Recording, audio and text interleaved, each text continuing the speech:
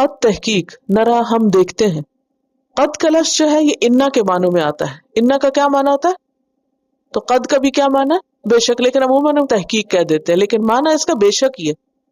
اردو میں ہم تحقیق ایسے استعمال نہیں کرتے. تو آپ کا ذہن واضح ہونا چاہیے کہ تحقیق کا کیا مطلب ہے. بے شک. قد جو ہے فعل پہ آتا ہے، انا اسم پہ آتا ہے. یہ فرق ہوتا ہے بس، مطلب ایک ہی ہے. اسم کیا ہے؟ ناؤن. جب ناؤن سے پہلے آئے تو کیا آتا ہے؟ انا. اور جب ورب سے پہلے آئے تو کیا آئے گا؟ قد. معنی ایک ہی، حرف تاکید ہے یہ. قد نرا تحقیق ہم دیکھتے ہیں، یہ رآ سے ہے، را حمزہ یا.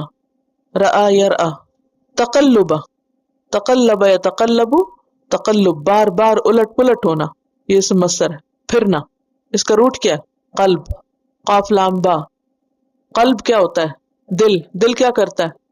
پھرتا پلٹتا رہتا ہے. وجہ کا، تیرے چہرے کا. فی السماء آسمان میں، یعنی آسمان کی طرف.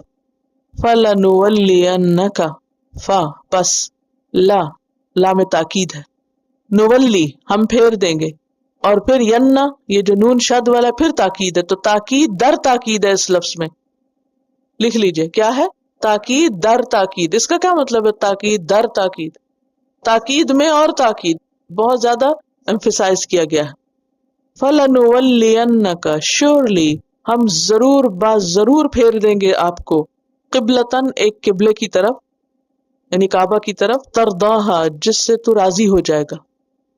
را ضادیا، رضی یرضا، راضی ہونا، پسند کرنا، مطمئن ہونا، یعنی you will be pleased. قد نرى تقلب وجهك في السماء